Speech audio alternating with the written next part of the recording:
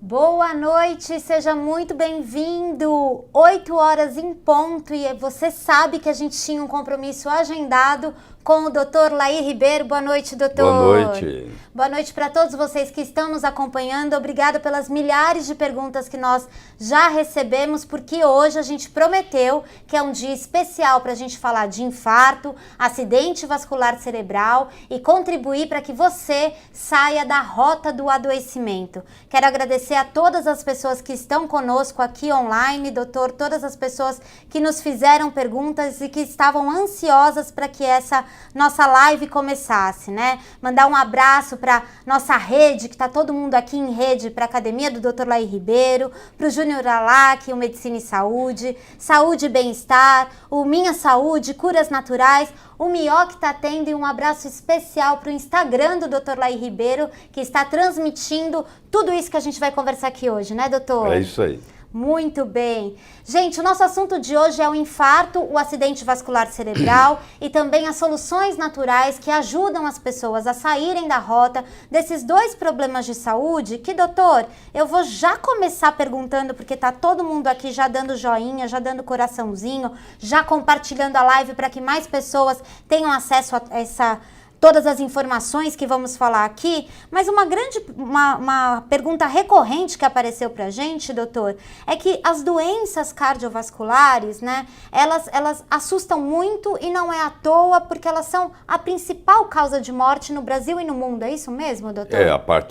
Em 1950 atingiu esse pedestal de ser a principal causa de morte no mundo. Principalmente no mundo civilizado, que nós chamamos, né? No mundo ocidental. Mas nem sempre foi assim. Já teve um tempo que não era o coração, não eram as doenças cardiovasculares. Eram as doenças infecciosas, né? Mas em 1912, o James Herrick publicou o primeiro trabalho usando o eletrocardiograma para falar de uma coisa que hoje nós chamamos de infarto do miocárdio. Isso não era nem conversado. O Paul White, que era o chefe de cardiologia de Harvard, ele comprou um eletrocardiógrafo na Holanda e trouxe para os Estados Unidos. Ele levou 7 anos procurando para achar um infarto. E os colegas riam dele. Ele disse: o que você está fazendo com isso? Não existe isso aqui. Pra você ter uma ideia. Foi só em 1925 que ele encontrou um infarto do miocárdio agudo para poder registrar no aparelho que ele tinha comprado do Eindhoven, na Holanda. Em 1930, 3.000 pessoas morreram de infarto do miocárdio nos Estados Unidos. Em 1960, 30 anos depois, 300.000. Nossa, doutor. E esses números só aumentam, né? Só aumentam, houve um período que houve um decréscimo, tá? Mas mesmo assim, mesmo havendo decréscimo, continua sendo a principal causa de morte e diminuiu um pouco a incidência de infarto e aumentou a de insuficiência cardíaca congestiva. Mas nunca deixou de ser, desde 1950 até hoje, nunca deixou de ser a principal causa de morte. A previsão é que nos próximos 10, 20 anos, em muitos lugares do mundo, vai deixar de ser a doença cardiovascular e, infelizmente, vai passar a ser uma pior ainda, que é o caso do câncer. Já tem estados nos Estados Unidos onde o câncer já está matando mais do que doença cardiovascular.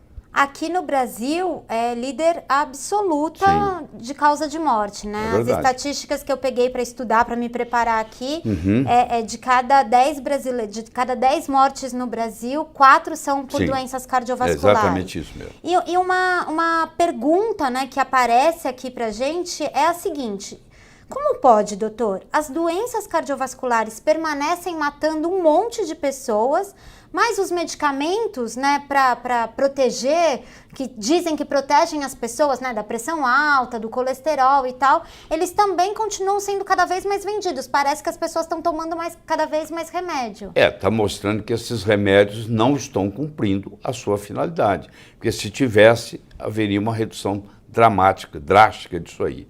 Então, o que acontece é que nós, brasileiros principalmente, mas não é só o Brasil, não, nós não temos muita noção de prevenção. A gente só troca a fechadura da porta depois que ela ficou arrombada. Aí você cuida, compra um cofre, porque, entendeu? Quando levar o dinheiro. É interessante, que só depois de acontecer é que a pessoa se preocupa. A pessoa acha que não vai acontecer nada com ela, vai acontecer com outros, não com ela. E até bem pouco tempo, o paciente tinha essa noção de que ele chegava no médico, achava um médico bom e entregava a responsabilidade da saúde dele para o médico. É como se ele tem um bom médico, ele está bem protegido. O que não é verdade, porque se ele tem um bom advogado e ele comete crimes, ele pode terminar na cadeia, claro, mesmo com um bom advogado. Se você tem um bom médico, mas você não faz a sua parte, porque todo mundo quer procurar uma pílula mágica que vai tomar e acabou, não precisa se preocupar com nada. E não é bem assim.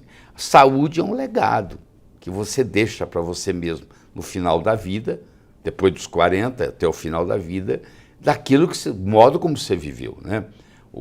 O seu estilo de vida, o meio ambiente onde você vive, a sua alimentação, a sua atividade física, tudo isso conta. A história é multifatorial. E se você perguntar assim, mas o que causa infarto ao miocárdio? O que causa acidente vascular cerebral? Nós temos uma lista hoje de quase 30 fatores de risco. O Framingham, o estúdio Framingham, que é uma cidade que existe há pouco mais de 40 milhas de Boston, que começou um estudo com praticamente toda a população lá, que não era mais do que 5 mil habitantes, e hoje já está na terceira geração, mostrou vários fatores de risco. Mas o problema desses estudos, que a gente chama de cohort, que é um estudo de observação, você não encontra causalidade, você encontra correlação.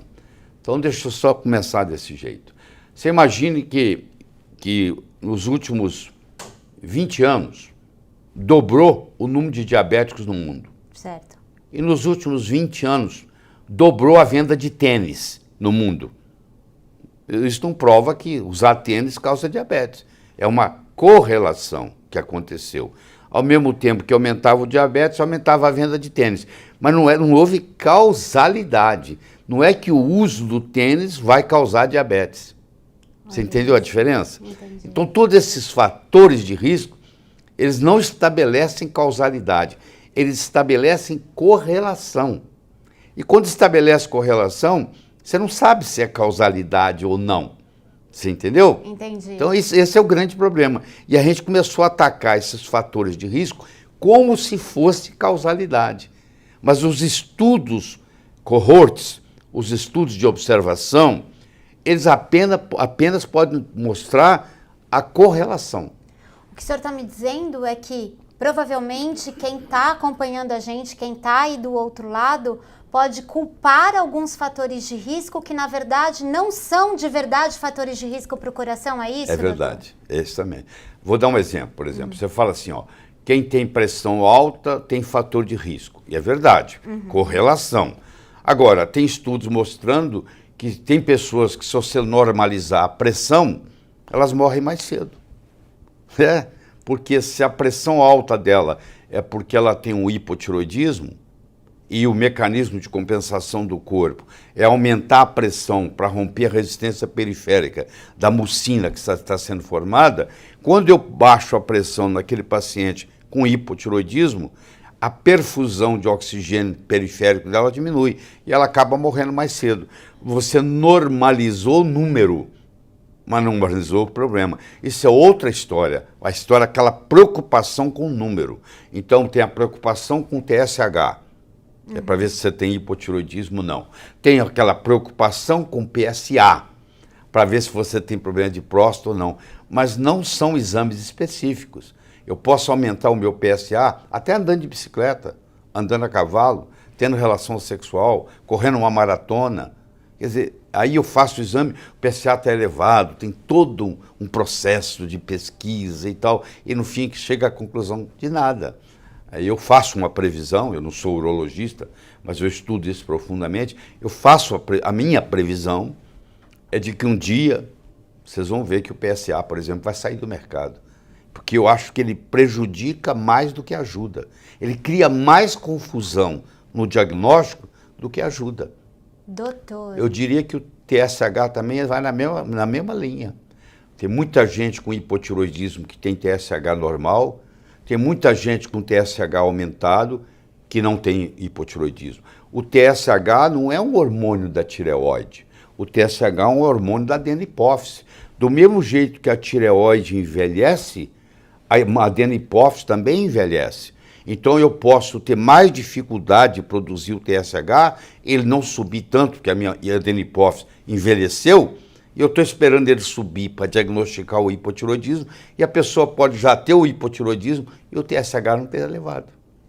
Meu Deus, você que está chegando agora, sim, muita coisa hoje vai cair por terra. O doutor aqui deu uma pequena prévia do PSA, falou aqui também de toda a desinformação que tem com relação à tireoide, e com o coração não é diferente, né, doutor? Existe muita desinformação que leva as pessoas para o caminho, vamos dizer, um caminho errado de prevenção da doença cardiovascular, é isso? É isso. Você vê que em todo incêndio, se você for lá alguns minutos ou horas depois, vai ter um bombeiro lá jogando água. Então, você encontrou o bombeiro no ambiente do incêndio. Você vai pensar que ele causou incêndio? Não. Não. Mas vamos supor que você fosse de um outro planeta. Você nunca tinha visto um bombeiro apagando um fogo. E você viu 4 incêndios e viu aquilo lá, você pode ter a impressão que o bombeiro é que está causando o fogo. O colesterol, por exemplo, ele vai para a cena do crime. Ele vai para ajudar. Ele é mocinho.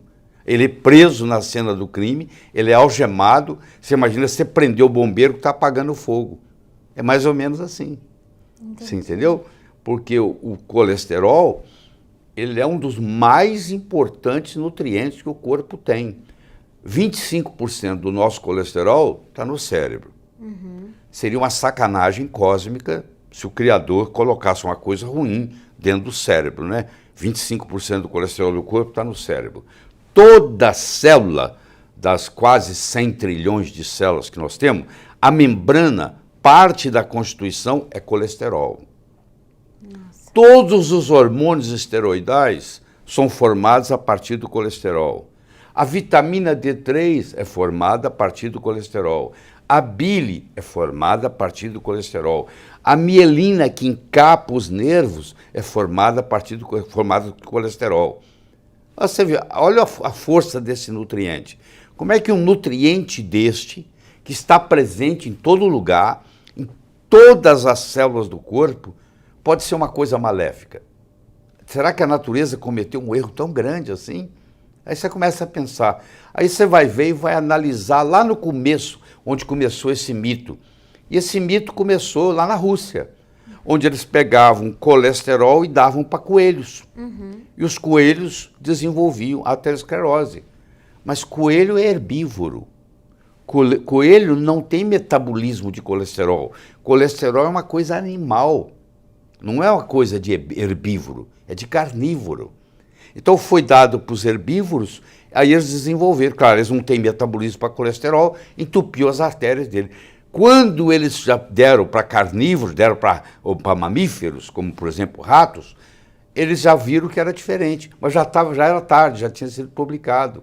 Então esse conceito começou lá atrás, já errado, porque não era para ter feito estudo de colesterol para herbívoros, porque não existe colesterol no reino vegetal. Qualquer coisa do reino vegetal não tem colesterol. Então o estudo começou errado, e aí vieram as correlações, que não determinam causalidade. E aí a indústria farmacêutica vem e arrumou uma boa oportunidade para ganhar dinheiro baixando o colesterol. Aí uma coisa levou a outra, que levou a outra, que levou a outra. E engraçado, se você pegar aqui todos os hospitais onde tem unidade coronária, onde tem gente infartada, mais de 50% dos infartados hoje, nesse momento, no Brasil, tem colesterol normal. Meu Deus. Pô, se é uma coisa tão importante, tão significante, que você tem que tomar um remédio para baixar, isso como é que você explica? Tem mais exceção do que regra. E como é que mais de 50% dos infartados não tem colesterol elevado? E aí, como é que fica? Aí eles dizem assim, mas o remédio que baixa colesterol, ele também é anti-inflamatório. Só que o preço que você paga financeiro é muito grande e os efeitos colaterais são grandes. Se você quiser usar anti-inflamatório, a natureza sabe fazer anti-inflamatório melhor do que a indústria farmacêutica. A natureza faz curcumina, que está no açafrão da terra, no falso açafrão, no açafrão da Índia, que é o mais poderoso anti-inflamatório que existe no mundo. A medicina ayurvédica, que 1/3 da população mundial não usa, os asiáticos todos usam, que é a mãe da medicina chinesa, mãe da medicina romana, mãe da medicina grega, mãe da medicina árabe, há 8.000 anos atrás, já usava curcumina e continua usando. E continua se beneficiando. E continua se beneficiando. Eu acho que a curcumina, em qualquer cenário que você colocar ela tem efeitos benéficos. No câncer, tanto na iniciação, quanto na promoção, quanto na progressão. O câncer tem 3 fases: a iniciação, a promoção e a progressão. Tem medicamentos que são úteis na iniciação, tem medicamentos que são úteis na promoção, tem medicamentos que são úteis na progressão. A curcumina é útil nos 3. É muito mais barato do que as estatinas, não tem nenhum efeito colateral e tem um poder anti-inflamatório muito mais poderoso. Já que você está querendo usar como anti-inflamatório, então use o que é mais apropriado. Então essa história de off-label, uma coisa que foi lançada para baixar colesterol, e como eles estão vendo que não está levando a nada, aí começou essa conversa agora de usar como, quer dizer, a pessoa coloca um stent e faz uma angioplastia, entra na estatina para poder não ter reoclusão, como um anti-inflamatório. Então usa um anti-inflamatório natural, da natureza, que é muito mais potente. Não é verdade? Não, e tem estudos científicos a respeito. Porque a maioria disso, infelizmente, não tem o estudo científico exigido. Porque o que a indústria farmacêutica fez? Eles criaram critérios que você tem que ter 3.000 casos para poder aprovar. E fica em milhões de dólares. Então, você imagina como é que fica difícil. Então, eu faço lembrar o seguinte: você já viu algum estudo de 3.000 casos, se pular sem paraquedas, é pior do que pular com paraquedas? Quantos casos você precisa fazer? Você pula sem paraquedas, morre. O outro pula de paraquedas, abre o paraquedas, desce. Você precisa de 3.000 casos. Quando a coisa funciona, você não precisa de 3.000 casos. Isso aí é anedótico, é uma coisa, um caso isolado. Essa é a desculpa. Porque para fazer o que a indústria farmacêutica faz, ninguém consegue, porque precisa milhões de dólares. E a indústria farmacêutica não está interessada em investir em coisas que não podem ser patenteadas. A lei das patentes, a primeira premissa é que você não pode patentear nada que a natureza fabrique. Ninguém pode patentear o oxigênio, ninguém pode patentear a vitamina C, ninguém pode patentear oxigênio, ninguém pode patentear magnésio, ninguém pode patentear zinco, nada disso. Todos esses exemplos que o Dr. Lair está dando aqui, né, são exemplos de soluções naturais que teriam um potencial enorme se as pessoas tivessem mais acesso, mas as pessoas ficam afastadas muitas vezes dessas soluções, né, doutor? E a culpa não é do médico, eu sempre digo, o médico é vítima tanto quanto todo mundo, porque a indústria farmacêutica comprou o cérebro do médico através dos currículos médicos. Isso aconteceu em 1910, do relatório de Flexner, nos Estados Unidos, onde a indústria farmacêutica determinou, dava dinheiro para as universidades e, contanto que ela seguisse aquele currículo. E naquele currículo mostra, então um médico passa 6 anos na faculdade de medicina aprendendo a mexer com remédio, achando que remédio vai resolver. Remédio não resolve, remédio remedia. Remédio só cuida de sintoma. Imagine que você tem uma fábrica de fogos de artifício, que a qualquer momento pode explodir. E você, com essa preocupação de que um dia pode pegar fogo, você monta um sistema de alarme na cabeceira da sua cama. Caso haja um problema lá na fábrica, vai tocar um alarme, você vai acordar. Um dia, 3 horas da manhã, você acorda com o alarme tocando. Você vai lá, desliga o alarme e volta para dormir. O que você acha que aconteceu com a sua fábrica? Pegou fogo. Pegou fogo. Então, o que o remédio faz, ele tira o sintoma, mas o sintoma é uma coisa benéfica. O sintoma vem, a dor vem para dizer que alguma coisa está errada. A dor não é nossa inimiga.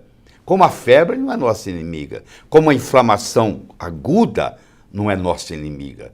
A inflamação aguda vem para curar. Você dá uma tropeçada com o pé, o seu pé incha, aquela inflamação leva o potencial a menos 50 milivolts e permite gerar novas células. Entendi. Se você trata aquela inflamação crônica, aquele machucado, aquele pé, aquele dedo, nunca mais vai sarar. Quando vai chover, você sabe que o dedo começa a doer.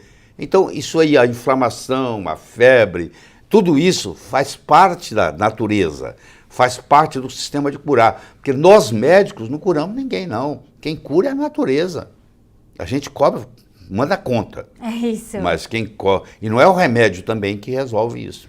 Para você que está chegando agora, nós vamos continuar essa conversa. A gente ainda tem muito assunto para falar, tem muita pergunta para responder, mas eu já adianto, tudo isso que o doutor está falando aqui é uma pequena amostra do documentário. Sim, o doutor Laíra está prestes a lançar um documentário inédito chamado Curas Proibidas. E esse documentário ele vai ser dividido em 4 episódios, né, doutor? E 4 episódios. E para assistir esse documentário Curas Proibidas, você precisa deixar o seu e-mail, fazer a inscrição aqui no link dos comentários. É gratuito, né? Totalmente gratuito, porque o doutor, ele quer dividir todo esse conhecimento, muitos anos já pesquisando tudo isso, né, 45 doutor? anos. 45 anos pesquisando tudo isso, Eu tenho doutor. 46 anos de formado. E é muito difícil conseguir trazer à tona, democratizar esse conhecimento, né, doutor? Me parece, não que seja muito difícil, mas são barreiras e barreiras enfrentadas, não Antigamente é, era pior, né? Porque antigamente havia uma monopolização da informação. Certo. O livro médico só era vendido na faculdade de medicina. Uhum. Só o acadêmico tinha acesso ao livro médico. Hoje você entra no Amazon.com e você compra o livro médico que você quiser. Está disponível. Então, houve uma democratização da informação e fez o paciente deixar de ser paciente, ficar impaciente e se tornar um cliente exigente. Hoje, muito cliente médico, ele chega no consultório médico já sabendo mais da doença dele do que o próprio médico, porque é do interesse dele ele estudar. Então, isso acontece. Isso é um movimento no mundo inteiro, da informação sobre a saúde chegar para o indivíduo leigo, igual nós estamos fazendo aqui essa noite. Então isso ninguém para mais, isso é um movimento que não tem volta. E é o propósito, inclusive, do documentário, Sim, né? é o propósito. Fazer com que essas curas que as pessoas não conhecem, por exemplo, da curcumina, que o senhor acabou de dizer, todas com bastante evidência científica, À vontade, né? de evidência científica. Não tem aquele estudo protocolado de 3.000 pessoas que só a indústria farmacêutica faz, e de propósito eles colocaram esse parâmetro para ninguém entrar na jogada, para nenhuma droga, nenhuma substância, desculpa, que não fosse patenteada, porque a patente da indústria farmacêutica, ela dura 17 anos. Quando você descobre uma molécula nova, você tem que provar para as autoridades que essa molécula não existe no planeta Terra. E se você prova isso, ela é sua por 17 anos com exclusividade. Bom, quando você prova que uma coisa não existe no planeta Terra, você está dizendo que isso aqui é um ET. Porque se não existe no planeta Terra, é um ET. Quando eu coloco esse ET na boca, o meu corpo pergunta assim, o que é isso? O que eu faço com essa molécula? Ela não existe, eu não conheço ela, nunca vi. Então o corpo fala assim, eu vou eliminá-la. E no processo de eliminação, vão existir efeitos colaterais. Entendi. E aí começa.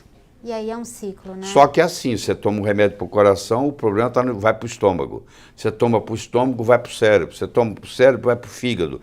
Então, ele acaba tomando um remédio para cada coisa e, no fim, você encontra o paciente tomando 6 remédios diferentes, ele já não sabe mais qual é a doença original dele. Já não é a doença mais, é uma combinação dos efeitos colaterais daquele grupo de remédios.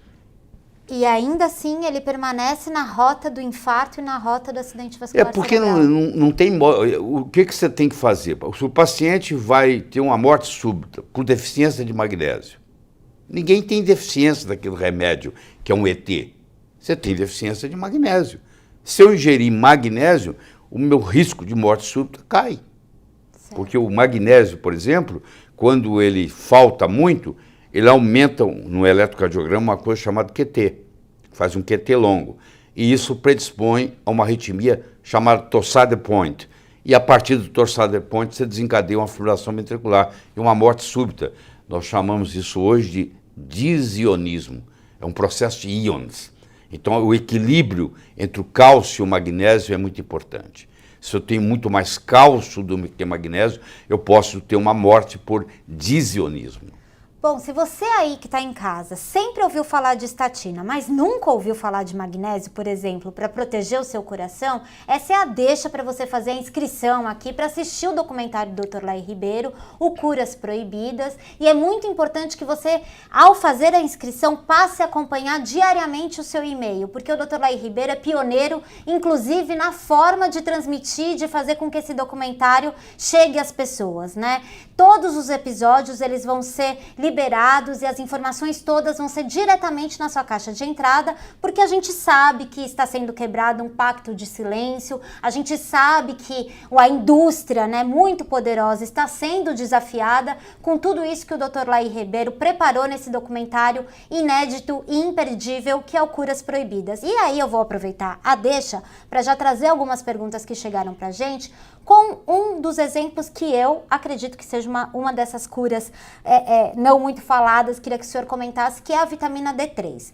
Tem 4 ou 5 pessoas que nos perguntaram, dizendo qual é a importância da vitamina D3 para o sistema cardiovascular e por que é tão difícil que eu escute falar sobre ela. Primeiro que ela é chamada de vitamina, que já é um erro. Quando ela foi descoberta, ela foi chamada de vitamina. Vitamina, para ser vitamina, tem que ser uma coisa que o meu corpo não fabrica. Por exemplo, os seres humanos não têm o gene para vitamina C. Então nós dependemos do meio ambiente, dependemos da alimentação para ingerir vitamina C. Se a gente não ingerir, a gente não a tem. Agora, a vitamina D, na realidade, ela não é vitamina, porque ela é fabricada no corpo. O sol, o raio solar, ultravioleta B de bola, bate na sua pele, pega o colesterol que está ali, que está numa forma especial, 7-desidrocolesterol, transforma em colecalciferol. Esse colecalciferol vai para o fígado, vira calcidiol. Esse calcidiol vai para os rins e vira calcitriol, que é 1,25 de hidróxido 3. Então isso é um hormônio. É o mais potente hormônio esteroidal. E é de graça. Quem dá para nós é o sol. Antes do advento do antibiótico, tudo era curado pelo sol. A pessoa ia para o solário. Em 1903, Prêmio Nobel de Medicina foi para o Dr. Finsen, que descobriu a cura de várias doenças via sol. Então você tinha psoríase, você ia para o sol. Você tinha vitiligo, você ia para o sol. Você tinha sífilis, você ia para o sol, você tinha tuberculose, você ia para o sol. Então tudo resolvia com o sol, que nós somos totalmente dependentes do sol. Com o advento dos antibióticos, isso diminuiu um pouco. Com a indústria do filtro solar, isso diminuiu mais ainda, porque hoje você acha que o sol é seu inimigo. Eu pratico, eu ensino a chamada helioterapia. Hélio quer dizer sol. É a terapia via sol. O que é a helioterapia? É o uso inteligente da luz solar. Eu não estou dizendo para você ir para uma praia e ficar lá 10 horas se torrando no sol. Não é essa. Não é isso. Eu estou falando de 15, 20 minutos de sol 2, 3 vezes por semana. Sem protetor. Sem protetor. Claro que sem protetor. Porque o protetor, ele bloqueia o ultravioleta B. Ele não deixa fabricar a vitamina. Você vê, nós moramos num país tropical, e eu diria que mais de 90% dos brasileiros não tem otimização da vitamina D3. O seu carro está parado na garagem, você desce, entra nele, vai para o seu escritório trabalhar, trabalha o dia inteiro, volta, faz isso a semana inteira. Apesar de ter um sol lá fora, você não é submetido a esse sol. Você não está recebendo os benefícios do sol, porque o benefício do sol não é só a vitamina D3. Tem outras coisas, aliás, muitas coisas que ainda nem foram descobertas, que vão vir no futuro, que você vai ver acontecer. Tá? Então, os pesquisadores de ponta estão descobrindo. Então, o uso inteligente da luz solar é importantíssimo. E o uso a vitamina D3 otimizada, ela controla mais ou menos 10% do nosso genoma. O nosso genoma tem 23 mil genes funcionais. E mais ou menos, quase 2 mil deles, 1.900 e tantos, são modulados pela vitamina D3. Então eu estou falando de muita coisa. Existe uma substância chamada catalecidina, que é o nosso antibiótico natural, que a vitamina D3 promove, e essa catalecidina mata vírus, mata bactéria, mata fungos e mata parasita. Então, se eu tenho uma otimização da vitamina D3, por exemplo, durante o inverno, eu não vou gripar, entendeu? Porque eu estou otimizado na vitamina D. Existe mais infarto no inverno do que no verão.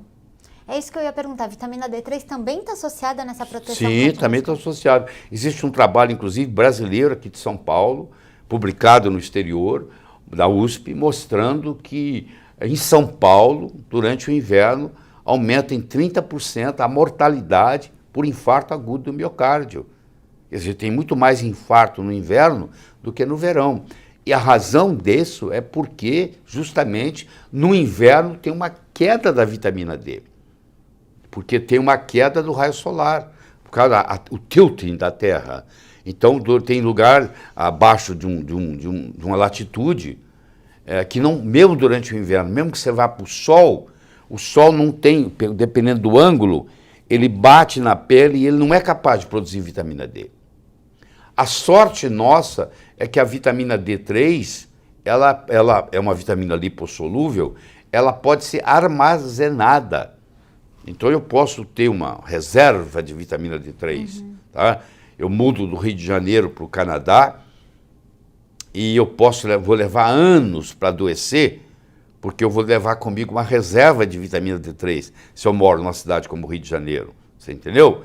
Então isso é um problema muito sério, pessoas que moram... Tanto é que da linha do Equador para cima, da linha do Equador para baixo, quanto mais longe você está do Equador, mais câncer você tem, de todos os tipos, inclusive de pele. A estatística mostra que existe muito mais câncer de pele no extremo sul e no extremo norte do planeta do que na região do Equador, porque recebe menos vitamina D3. Olha isso, doutor. E assim, o que me deixa muito preocupada é porque a informação de que o filtro solar é a melhor coisa que você pode fazer pela sua saúde, ela está muito disseminada, né? E muito errada, e muito errada. Nós estamos prejudicando muitos peixes, porque a gente passa o filtro solar e entra na água e acaba matando os peixes. Tem estudos mostrando que os corais estão sendo destruídos, etc. e tal. Deixa eu fazer um parênteses aqui sobre o filtro solar, que é importante, tem muita gente aí nos assistindo. O que produz a vitamina D3 é o raio ultravioleta B, de bola. Os raios solares que chegam até nós, o ultravioleta C não chega, ele fica preso lá em cima.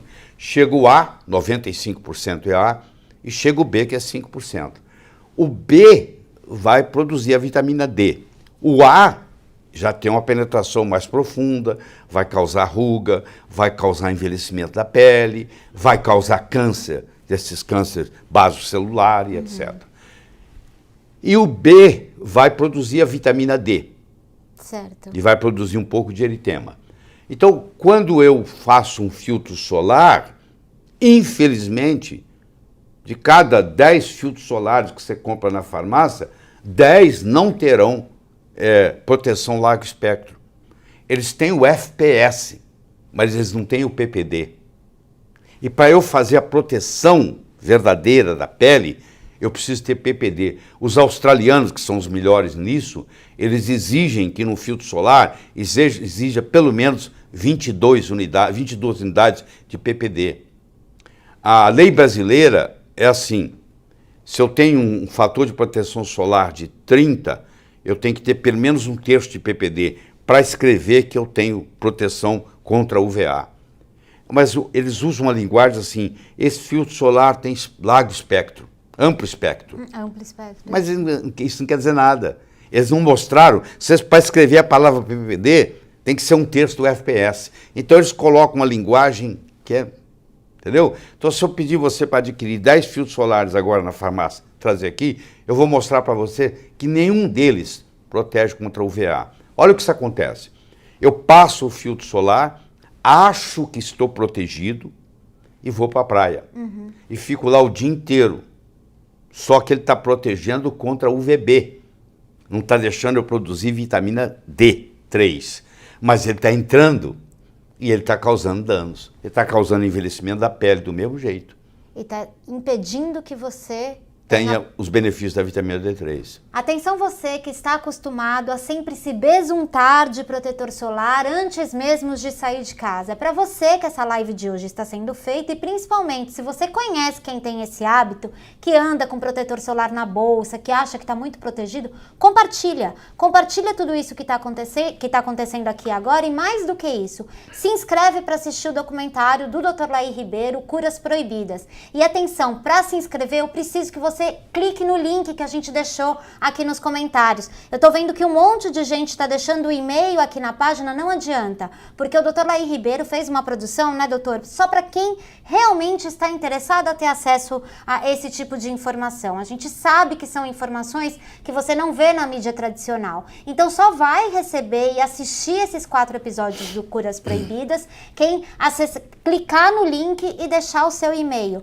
Porque, doutor, de fato, eu imagino que o senhor já sofreu uma pressão para ficar calado, né? Eu sofro o tempo todo, porque eu vou contra a corrente, entendeu? Você que está aí nos assistindo, eu tenho uma reputação que eu tenho que preservá-la. Eu não falo bobagem, eu não falo mentira, eu não há necessidade disso. Você entra no Google Acadêmico, que é uma plataforma muito superior ao PubMed.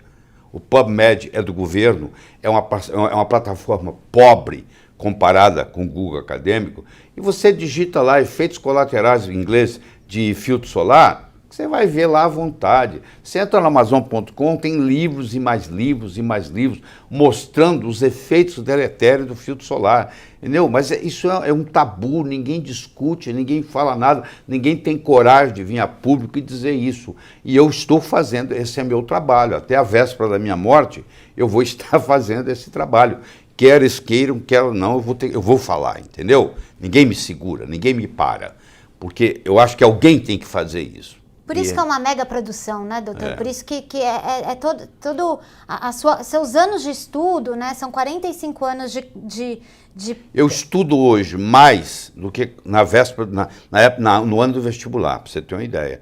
E eu sei que os meus colegas que estão me assistindo trabalham, tem que cuidar da vida, tem que atender consultório, que eu não tenho consultório, tem que trabalhar, não vai poder estudar. Trabalha 10, 12, 14 horas por dia.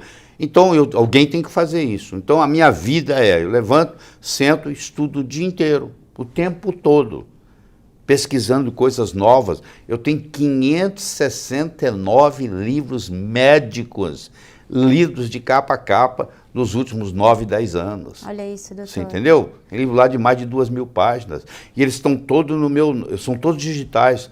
Hoje, você coloca uma bicicleta, coloca uma biblioteca no bolso. Porque você pode carregar um Kindle no bolso do paletó. E eu tenho lá 569 livros médicos lidos, marcados. E o interessante é que esse documentário é gratuito, ele vai estar liberado para quem fizer o cadastro. O pessoal do Instagram está pedindo, né? Como é que eles fazem para se inscrever e tal. Aqui no link da bio, que é aquele que aparece na descrição do perfil do Dr. Laí Ribeiro, tem um link ali, se você clicar lá, só se inscrever e você garante a sua vaga e a sua participação para esse documentário. Voltando a falar aqui um pouco sobre as perguntas, doutor, muita gente com medo do diabetes, muita gente dizendo que é diabético há muitos anos, que tem o diabetes tipo 2, né? E queria que o senhor comentasse um pouco, ainda falando da vitamina D3 e de outras soluções naturais para o diabetes, doutor. Hoje nós temos o diabetes tipo 1, o diabetes tipo 2 e o diabetes tipo 3. Tipo 3. O diabetes tipo 1 é relativamente raro. Comparado com o 2, se você olhar só 1 e 2, o diabético tipo 1 é 4, 5%, o tipo 2 é 95, 96%. E os estudiosos, no que diz respeito ao Alzheimer, mostram que na doença de Alzheimer você tem uma resistência insulínica cerebral. Então, existe uma tendência muito grande de chamar hoje o Alzheimer de diabetes tipo 3. Mas não interessa que seja, se é o tipo 2 ou se é o tipo 3, a base do diabetes é a resistência insulínica, não é a glicemia. Você pode normalizar sua glicose no sangue e ainda morrer mais cedo. Aliás, os grandes estudos que tem, o ACCORD, o ADVANCE, o estudo dos veteranos dos hospitais dos Estados Unidos, mostraram, tem mais estudos, tem mais 2 ou 3, estudos multicentros, grandes, com follow-up de anos, mostraram que, por incrível que pareça, aqueles pacientes que tinham a glicose diminuída no sangue, que tinha a glicemia normalizada, eles tiveram mais problemas do que os que não. Você diz, mas isso é um paradoxo. Quer ver? Você raciocina comigo. Você tem glicose demais no sangue. Eu te dou um remédio que vai estimular a insulina a pegar essa glicose e empurrá-la para dentro da célula. Vamos supor que esse remédio seja eficaz em pegar fazer mais, estimular o pâncreas a produzir mais insulina e essa insulina empurrar essa glicose para dentro da célula. Olha o que aconteceu. Eu agora peguei o lixo que estava no sangue e empurrei para dentro da célula. O intracelular é mais nobre do que o sangue. O sangue é só quando está conduzindo. O intracelular é onde está o núcleo, onde está o DNA, onde estão todas as organelas, onde está a mitocôndria. Então, se eu pego esse açúcar que está no sangue, empurro esse açúcar para dentro da célula, você imagina se eu pego o lixo da minha casa e empurro ele para debaixo do tapete. Você acha que eu resolvi o problema do lixo? Não. Então eu pego essa glicemia que está no sangue, empurro para dentro da célula e agora eu vou lá, faço o exame de sangue, o exame está normal, então eu digo, eu estou com a minha diabetes controlada. Não está, não. O açúcar foi para dentro da célula. E o estrago que ele faz dentro da célula é muito maior do que ele faz fora da célula. Então vocês estão vendo que a doença do diabetes é uma doença nutricional, ela não se resolve com remédio, ela resolve com nutrição. Você tem que mudar a sua alimentação, você tem que diminuir drasticamente a quantidade de carboidrato que você ingere.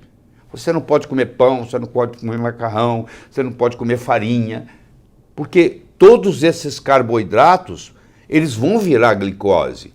Se você perguntar para um carboidrato o que você vai ser quando crescer, ele vai te responder, estou brincando, é uma metáfora, ele vai ser, eu quero ser glicose. Todo carboidrato vira glicose. E essa glicose tem uma glicotoxicidade. E não é só empurrá-la para dentro da célula e deixar o sangue normal. Não é verdade?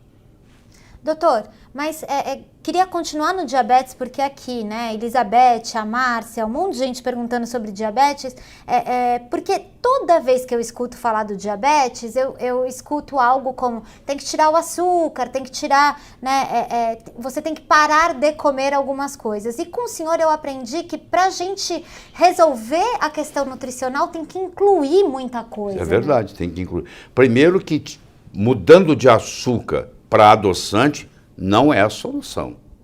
Até pior, porque os adoçantes, todos os edulcorantes, que são os adoçantes artificiais, com exceção da estévia, que também tem suas limitações, mas não a ponto de eu não recomendar, os adoçantes artificiais causam até mais problemas do que o açúcar. O aspartame, por exemplo, tem estudos profundos mostrando que até contribui para o Alzheimer, contribui para aumentar a ingestão de carboidratos, contribui para engordar. A sucralose é um edulcorante, é um adoçante artificial que na realidade é um inseticida. Estava sendo produzido como inseticida, foi colocado na boca, era sweet, era doce, e eles resolveram lançar como adoçante. Causa uma série de problemas. Então eu não estou aqui dizendo para você trocar o açúcar pelo adoçante. Eu estou dizendo que você tem que abandonar o açúcar. Você é viciado em açúcar, em carboidrato e não sabe. Eles pegaram pires, colocaram açúcar num pires, colocaram heroína no outro pires, colocaram cocaína no outro pires, colocaram para os camundongos, filmaram os camundongos 24 horas para ver onde é que eles ficavam mais tempo. Eles passavam mais da metade do tempo no pires de açúcar. A conclusão que eles chegaram, que o açúcar vicia mais do que cocaína, o açúcar vicia mais do que heroína. Só que nós estamos... Um peixe que nunca saiu do mar, que nunca saiu da água, ele não sabe que ele vive na água. Se ele nunca saiu da água, ele não sabe o que é água, o que não é água. Uma pessoa que nasceu e viveu viciada em açúcar, ela não sabe que ela é viciada em açúcar. Eu tenho um caso muito interessante, eu escrevi um livro uma vez sobre fumar ou não fumar, a decisão é sua. E aí eu recebia relatórios e tal, pessoas que ligavam, e eu tenho um caso para contar para vocês. O sujeito era o único não fumante no escritório dele. Todo mundo fumava, menos ele. Aí um dia ele largou aquele emprego, foi para um outro emprego onde ninguém fumava. Aí ele começou a fumar, porque ele era viciado e não sabia. Ele usava a fumaça dos outros. Olha isso, doutor. Entendeu? Ele fumava passivamente. Mas se você perguntasse para ele, você é viciado em cigarro? Não, eu não fumo. Mas ele estava vivendo num ambiente contaminado. Ele só foi saber que ele era viciado em nicotina quando ele saiu daquele ambiente onde todo mundo fumava e foi para um ambiente onde ninguém fumava. Você entende? Então, quem está nos assistindo, a grande maioria, 99,99%, é viciado em açúcar. E nem sabe que é, porque parece que é natural, entendeu? Só que o pâncreas não aguenta, ele cansa. Ele cansa. Agora, doutor, o diabetes e essa relação, né, com a nutrição, ela até vez ou outra ela é falada, né? Mas se a gente for falar de infarto, de acidente vascular cerebral, o senhor tem uma avaliação de que todas as doenças têm um componente nutricional, é isso, doutor? Não existe adoecimento sem desnutrição. Então, qualquer adoecimento, seja ele qual for, ele tem um componente desnutricional. Está faltando alguma coisa. Por exemplo, está faltando zinco, está faltando selênio, está faltando vanádio, está faltando alguma coisa, principalmente minerais e vitaminas. Na antiguidade, eles foram descobrindo pouco a pouco. Por exemplo, a deficiência de vitamina C causava uma doença chamada escorbuto. Saía uma população de marinheiros numa viagem transatlântica, a metade morria. Menos da metade voltava. Porque eles morriam, porque os dentes caíam, eles sangravam e morria de sangramento. Eles tinham escorbuto, porque não tinha jeito de levar frutas frescas na viagem. O Dr. Lind, que era um médico de navio, ele mostrou que se desse meio limão espremido de manhã para metade dos marinheiros e não desse nada para outra metade, aquela metade que ele não deu nada, metade deles morreram. Metade morreu. Aqueles que deu metade de um limão espremido de manhã, nenhum morreu durante a viagem. E ele levou essa notícia de volta para a Inglaterra, para a Marinha Britânica. E passaram-se mais de 200 anos para esse descobrimento ser oficializado. Espremer um limão é melhor do que não espremer nada. Você vê uma coisa tão simples, E o limão continua sendo uma boa estratégia, não é, doutor? Muito boa estratégia. Não é só para isso. O limão, ele, quando você põe ele na boca, ele é ácido. Mas quando você absorve ele, ele é alcalino. E todo resíduo de metabolismo no corpo é ácido. Então nós temos que estar sempre lutando contra uma acidez generalizada. A criança é muito mais alcalina, o velho é muito mais ácido, o idoso. Então, você tem que... O pH do sangue é 7,4. É um pH alcalino. Teoricamente, a célula devia ter um pH de 7,4. Mas, infelizmente, não tem. Porque ela tem que abastecer o pH do sangue, que tem que ficar entre 7,35 e 7,45. Se ele ficar abaixo de 6,8 ou acima de 8, o paciente morre. Então, ele tem que fazer esse equilíbrio. E puxa isso dos tecidos. Então, hoje nós vivemos num mar de acidez. Então, tudo aquilo que você pode, alimento que você possa ingerir, que melhore a alcalinidade do corpo, é benéfico. Então, um limão espremido, como a primeira coisa da manhã, porque primeiro que você dormiu, você desidratou. Todo mundo acorda semi-desidratado. Então, você toma um copo d'água pela manhã, é fabuloso.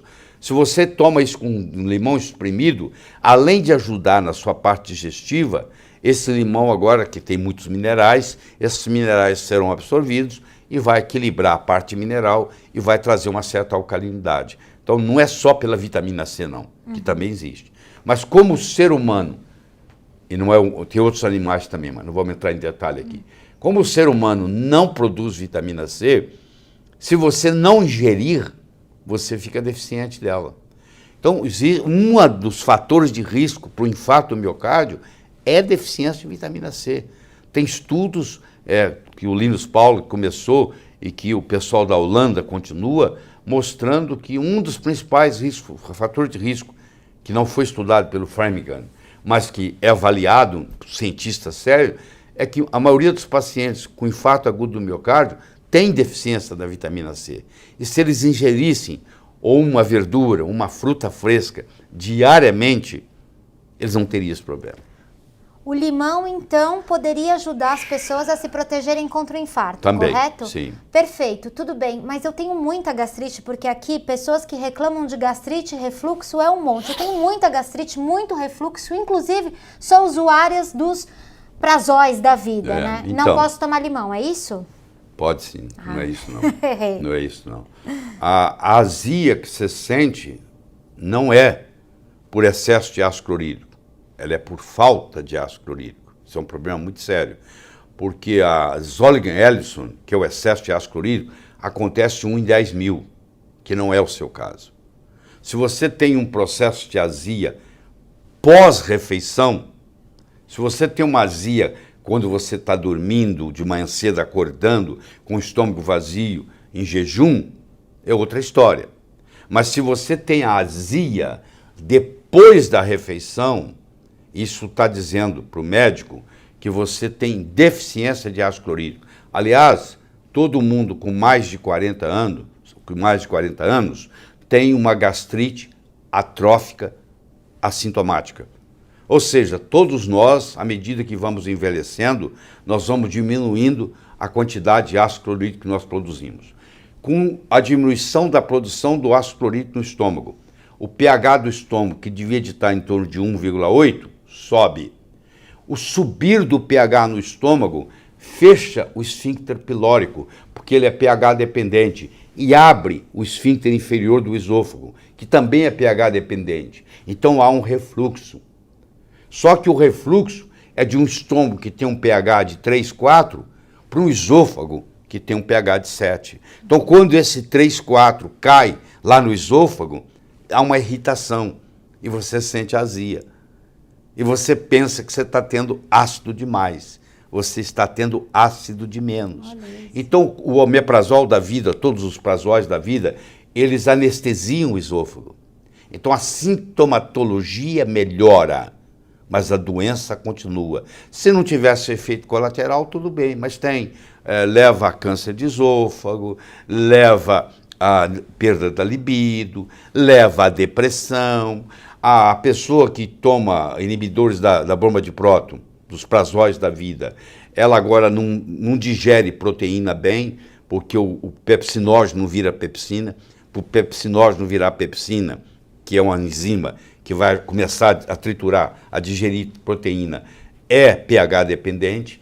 Então agora essas proteínas agora não podem ser absorvidas, porque elas não são quebradas em aminoácidos, e elas vão ser eliminadas nas fezes. Só que no caminho até as fezes, elas sofrem um processo de putrefação, e elas formam uma proteína chamada cadaverina.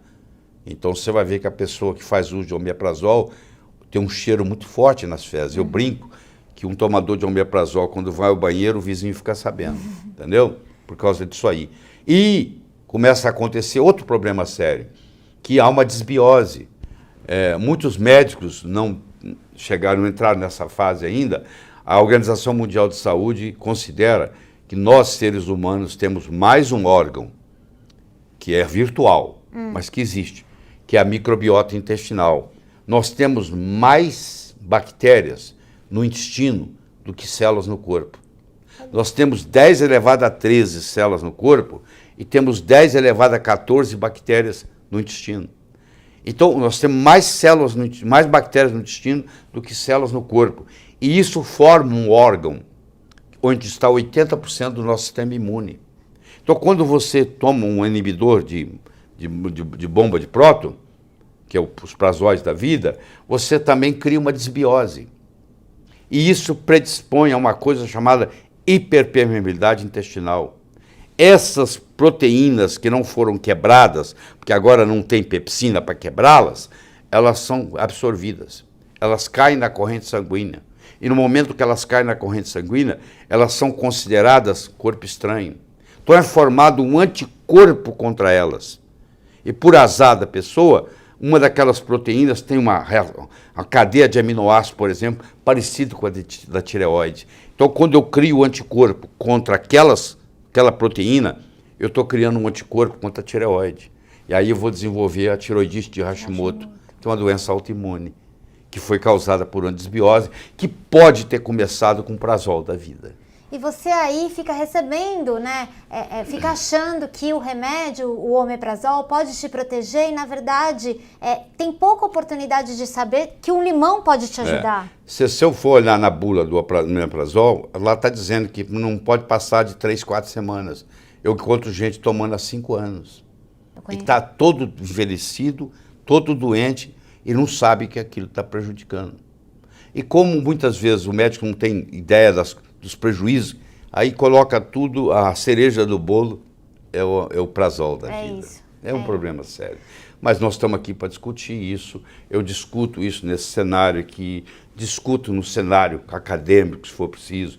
A literatura está cheia de trabalhos, porque geralmente tem um jargão médico que diz assim, isso não é científico.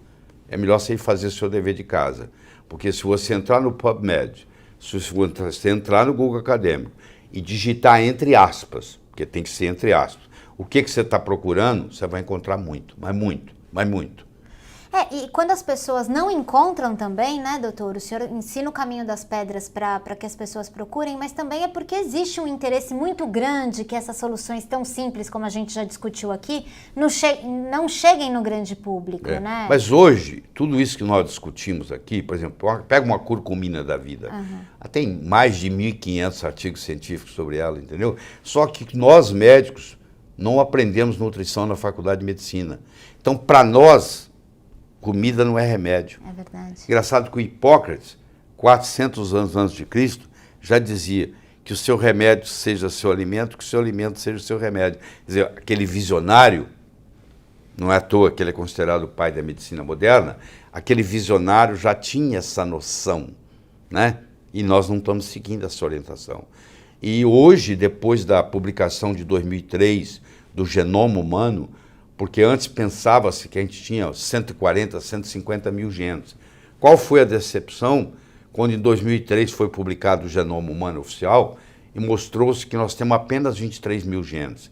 Só para você ter uma ideia, o arroz que você comeu hoje no almoço tem 52 mil genes. Olha isso.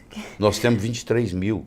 Então, se você achava que a genética controla a biologia, eu acabei de puxar o seu tapete.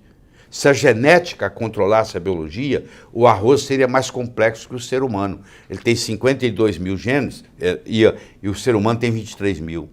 Então, quem manda hoje na biologia não é a genética, é a epigenética. Então, nós temos aquele médico pré-genoma, que trabalha com a medicina antes de 2003, e temos aquele médico pós-genômica, que trabalha com a medicina a partir de 2003, com a publicação do genoma e a importância da epigenética. E um jeito de eu mexer na epigenética e o jeito de eu mexer na expressão gênica é através da alimentação. Se eu tenho os nutrientes certos, eu vou mandar os genes bons acordarem e os genes ruins dormirem. Ninguém é refém da sua hereditariedade. Você pode ter uma mãe que morreu de câncer de mama, uma irmã mais velha que morreu de câncer de mama. Você pode ter feito seu exame, mostrou que você tem o BRCA12, ou seja, você tem um alto risco para câncer de mama. Você não precisa fazer mastectomia radical bilateral profilática. Você hoje tem alimentos, que não dá tempo de discutir aqui, mas você tem substâncias que você toma, você ingere 2, 3 vezes por semana, como é, por exemplo, as crucíferas brássicas, como é brócolis, como é repolho, como é couve-flor, couve de Bruxelas, nabo. que tem uma substância indol 3-carbinol que não vai deixar esse gene ir para frente, vai silenciar esse gene. Não dá tempo da gente discutir aqui, mas dá tempo de você ter acesso a todo esse conhecimento fazendo inscrição para assistir o documentário que está prestes a ser lançado, o Curas Proibidas. Doutor, estamos quase chegando em 1 hora e eu preciso te fazer uma pergunta que é uma curiosidade minha e eu quero que o senhor tenha liberdade para responder.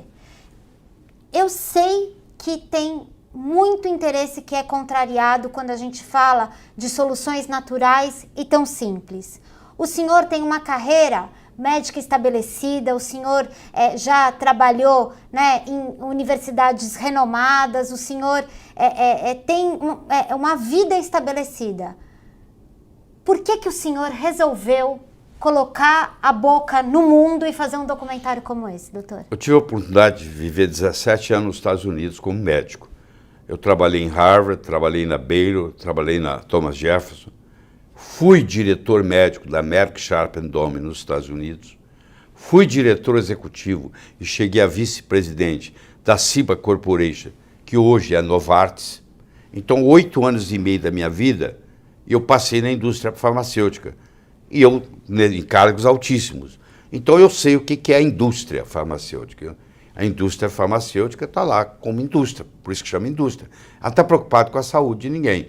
Ela está preocupada com o dinheiro. É o cara que compra ação e a ação tem que subir de preço, tem que dar dinheiro.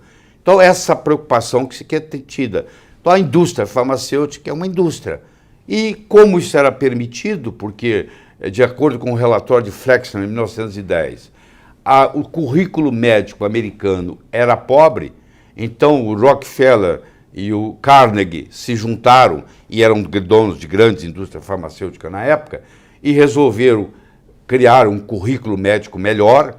Então eles fecharam muitas as faculdades de homeopatia, fecharam muitas faculdades de naturopatia, e disseram que a partir de agora era só remédio.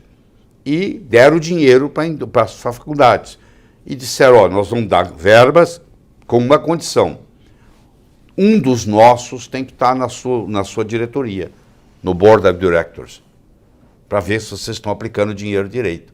Então era um jeito deles monitorarem tudo. Então houve essa grande mudança, por volta de 1930 houve a grande mudança. Então nós começamos a abandonar aquela medicina naturopata e passamos a adotar a medicina alopática, que é a medicina do remédio. Só que eu quero que você saiba que a medicina alopática, essa que você conhece hoje, que seu plano de saúde paga para ela foi criada em 1824 pelo médico suíço Condé, onde ele usou pela primeira vez e outro para tratar bócio tiroidiano. É a primeira vez que um remédio, um nutriente, curava uma doença. Um remédio para uma doença, um remédio para uma doença, um remédio para uma doença. Mas eu quero que você saiba que muito antes disso, nós temos relatos de 8.000 anos atrás da medicina ayurvédica, que continua dominando o mundo. Todo asiático não usa alopática, usa medicina ayurvédica. Quer dizer, mais de 1/3 da população mundial ainda usa a medicina ayurvédica. Você vai me dizer que esses 8.000 anos de conhecimento acumulado está tudo errado? Você vai me dizer que a acupuntura, com todos os seus efeitos, está tudo errado? Você vai dizer que a medicina chinesa, com toda a sua sabedoria, está tudo errado? Claro que não. Tem mais de um caminho que leva a Roma. Então, o ideal é você fazer uma medicina integrativa. Existem momentos que eu acho que o remédio é apropriado. Por exemplo, se você tem uma elevação do ácido úrico, eu vou dizer para você que o remédio apropriado é o alopurinol, entendeu? Se você tem uma doença autoimune, eu vou dizer para você que baixa dose de naltrexona vai fazer uma diferença. Então, existem momentos, mas momentos especiais. No frigir dos ovos, quem está usando 5, 6, 7 remédios, no frigir dos ovos está se prejudicando. E eu tenho que falar isso, entendeu? E ninguém vai me calar, não tem jeito de me calar. O senhor não tem medo de fazer essas revelações? Não, doutor? não tenho medo não, porque o máximo que eles podem fazer é me matar.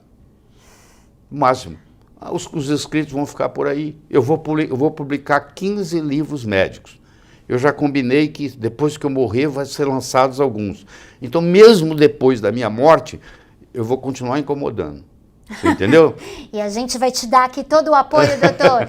Se você ainda não se inscreveu para assistir o Curas Proibidas, a chance é agora. É o legado do Dr. Laí Ribeiro, um documentário inédito, gratuito, que quem quiser se inscrever é só acessar aqui o link nos comentários, doutor.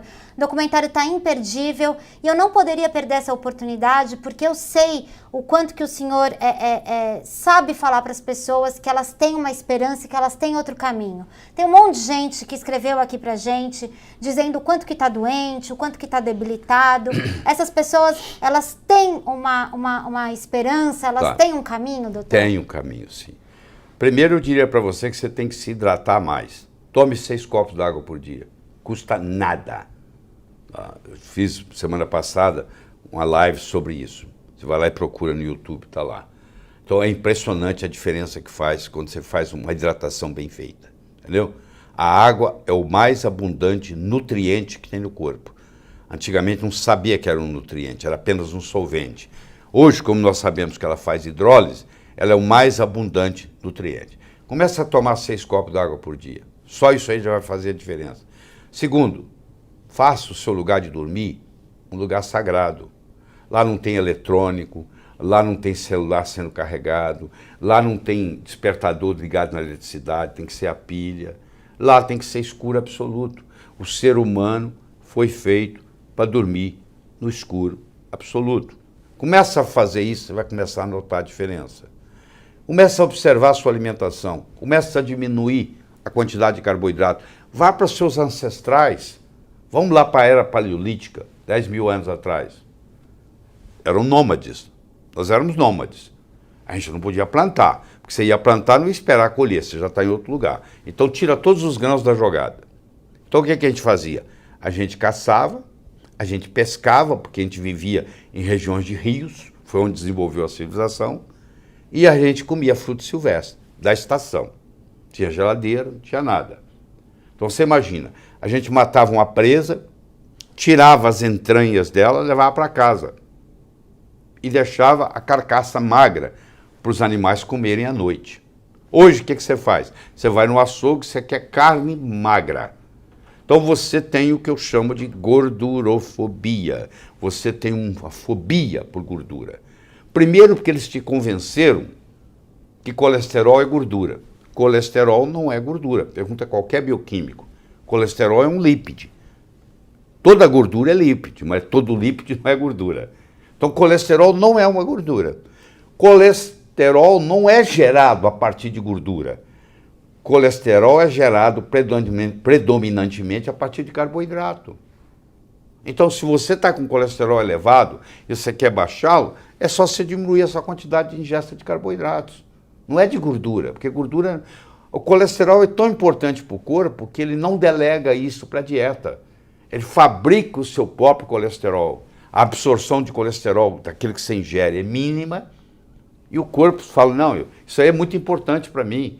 Isso está em todas as células, isso 25% está no cérebro, isso produz todos os hormônios, a vitamina D3, a bile, a produção da mielina. Não, é muito importante, não pode faltar. Nós mesmos vamos fabricar. Então, praticamente, quase toda a célula do corpo tem a habilidade de fabricar colesterol. Predominantemente o fígado, mas o cérebro também produz e etc. Então tem outros órgãos que produzem. Então você tem que diminuir o carboidrato. Porque na época lá paleolítica, onde ninguém ficava doente, não tinha carboidrato. Não tinha farinha, não tinha soja, não tinha milho, não tinha trigo. E hoje nós sabemos que grande parte da população tem uma hipersensibilidade ao glúten. Isso não existia no passado, porque o glúten era uma percentagem muito pequena do trigo. Com a melhora do trigo, o trigo hoje é transgênico, cada vez que você melhora a produtividade do trigo, você aumenta a concentração de glúten. Nos últimos 40 anos, nós aumentamos em torno de 400% a concentração de glúten no trigo. O organismo não sabe como lidar com esse glúten, porque esse glúten tem uma proteína chamada gliadina, que estimula uma série de outras proteínas e inibe outras proteínas na parede intestinal e provoca uma absorção inadequada de nutrientes e inapropriada de proteínas. E gera uma porção de coisas, porção de problemas, inclusive infarto do miocárdio, que vai arrebentar no elo mais fraco. Se você puxar uma corrente, onde que ela arrebenta? No elo mais fraco. Cada um de nós tem um elo mais fraco diferente. Tem família que não tem câncer. Tem família que todo mundo morre de câncer. Tem família que não tem infarto. Tem família que todo mundo morre de infarto. Você tem que ver na sua família onde é o elo mais fraco. E se você ingerir muito trigo, muito glúten, você vai estar estimulando esse órgão mais fraco. Pode ser que na sua família seja um tremor familiar, que os homens desenvolvem aos 55 anos de idade. Você tira o glúten da sua dieta e você vai ver que o tremor melhora, ou diminui ou desaparece. Nada fala mais alto que resultado. Se você tem uma enxaqueca toda semana e você tira o glúten e tira o leite da sua dieta por um período, faz isso 3 semanas. O que custa? Eu não estou te pedindo para tomar nenhum remédio diferente. Estou pedindo para você fazer um teste, chama ex-juvantibus em latim. Vamos fazer um ex-juvantibus. Vamos mudar a nossa dieta por 3 semanas. Você vai tirar o glúten, você vai tirar o trigo, centeio, aveia, cevada, e você vai tirar o leite e seus derivados. E se aquela enxaqueca que você tem há 20 anos desaparecer? Como é que fica? E se você, para testar, introduz de novo a dieta antiga e a dor de cabeça volta? E se você tirar, ela sumir de novo? Você precisa de 3.000 casos para provar isso? Não. Você provou em você mesmo. Você coloca, tem dor, tem enxaqueca. Você tira, tem dor de enxaqueca. Entendeu? Você não está prejudicando você em nada. Eu estou falando o resto da vida, falando por 3 semanas. Aí você descobriu que aquilo te faz mal. Pronto, se aquilo te faz mal, cada vez que você ingerir aquilo, seja o que for, aquilo vai sacrificar seu corpo. E o seu órgão mais fraco vai sofrer. Você é tão jovem quanto mais velho dos seus órgãos. Eu posso ter um indivíduo de 40 anos de idade que tem um coração bom, mas ele é alcoólatra e ele tem um fígado estourado, ele já tem uma cirrose hepática alcoólica e ele está na fila de transplante para fígado, mas ele tem um bom coração. Ele vai morrer de quê? Se não fizer nada. Ele vai morrer do fígado, com um bom coração. Porque o órgão mais fraco dele, no caso, é o fígado, porque o álcool vai para o fígado. O álcool tem que ser metabolizado no fígado. E tem gente que é mais sensível ao álcool do que outras. Estão entendendo? Então você tem que virar o capitão do seu navio. O médico te ajuda, mas você é dono da sua saúde. Você é responsável pela sua saúde. O médico não vai ser capaz de te dar uma pílula que vai resolver tudo. Isso não existe em nenhuma doença. Se você não mudar o seu modo de ser, o seu psicológico, a sua alimentação, o seu câncer não vai embora, não. Você acha que você pega lá uma quimioterapia vai resolver? Não resolve, não. Porque a quimioterapia também sobrecarrega seu corpo. Se você tem um desejo inconsciente de morte, fica difícil você curar o câncer. Você tem que tratar o psicológico também. Você tem que se sentir útil à sociedade. Você tem que pôr a cabeça no travesseiro e perguntar o seguinte, quando você vai dormir: eu contribuí mais ou custei mais para o universo hoje? Se você estiver contribuindo mais do que custando, você está aumentando o seu crédito lá em cima. Se você estiver custando mais do que você contribuindo, você está aumentando o seu débito lá. E quando você estiver contribuindo mais do que custando, está valendo a pena você ficar aqui. Entendeu? Então você tem que ter metas de futuro para você atingir. Mesmo que você não atinja as metas, você está em movimento em direção a elas. Doutor, estamos aqui 1h15 já conversando, caminhando para o final. Eu posso pensar e tentar resumir que, de certa forma, o documentário Curas Proibidas é uma maneira que o senhor encontrou para fazer com que as pessoas se apropriem da saúde delas? Nós fizemos um trabalho muito forte, muito pesado, de muitos anos, resumido nisso aí. São 4 episódios gratuitos, onde você vai ter uma noção, vai mexer com a sua cabeça, entendeu? seja de que profissão você for, da área de saúde, não é, vai mexer com a sua cabeça. Porque eu estou apresentando para você um novo paradigma, que aliás não é tão novo assim, tá? Se você for olhar, é o paradigma velho que nós estamos querendo voltar. Não tem nada de novo no universo. Mas é um novo modo de ver. É uma outra, vamos chamar outra, uma outra visão médica. E através dessa outra visão médica, você é o protagonista. Você é o centro das atenções. Porque você vai lá no médico, você é mais um. Só mais um. Agora, você tem que cuidar da sua saúde. Você, hoje, com a democratização da informação, você tem acesso na internet. Né? Você sabe muito mais do que muita gente que é estudioso no assunto. Porque se você tem uma doença, o interesse é todo seu de resolver esse problema. Então você passa a ser o protagonista da história. Isso faz a diferença. Isso é libertador. E você rompe essas amarras que você tem e começa a estudar o seu caso. E começa a ver onde é que você está errando. O que você está fazendo de errado, o que você está fazendo de certo. Vão fazer mais coisas certas? Vão fazer menos coisas erradas? Só de você começar esse processo aí, só de você começar a tomar 6 copos d'água por dia, já vai mudar a sua vida. Aquelas horas que você passa lá querendo fazer cocô e não consegue, você vai ver que com 6 copos d'água você vai hidratar seu corpo. A principal causa de constipação é desidratação. O cocô endurece, não sai. Na hora que você toma água, ele amolece, sai com facilidade. Então você começa a ver a diferença.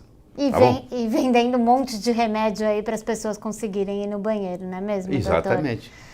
Olha, Conhecimento Libertador é tão fácil se inscrever, é só no link que você acessa aqui nos comentários, né? Onde é que você esteja acompanhando. Se for no celular também é muito fácil, né, doutor? A hora é agora, não é isso, doutor? Não tenha dúvida.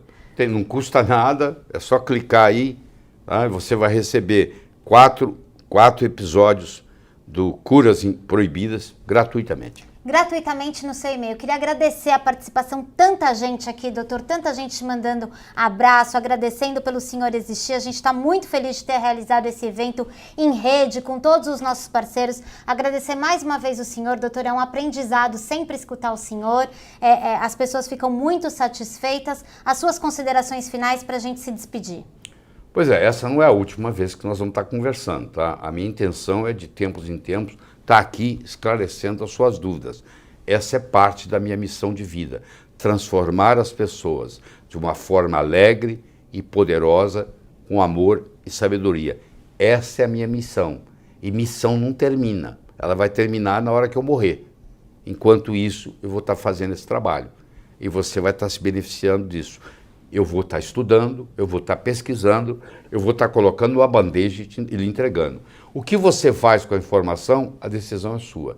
Não acredite em mim. Teste. Só lhe peço isso. Teste. Se funcionou para você, eu fico muito feliz. Até a próxima. Até a próxima, gente. Se inscrevam e acompanhem os e-mails. Um prazer. Até mais. Tchau, tchau.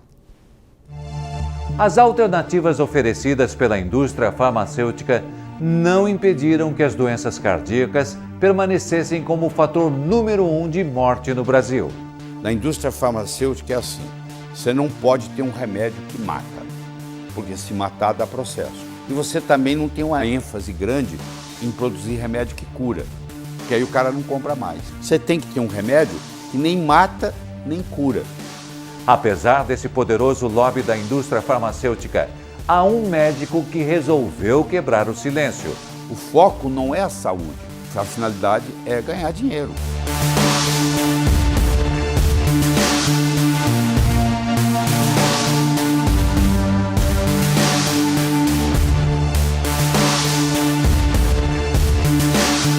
Sempre há a possibilidade de melhorar. O espírito humano é mais forte do que qualquer outra droga.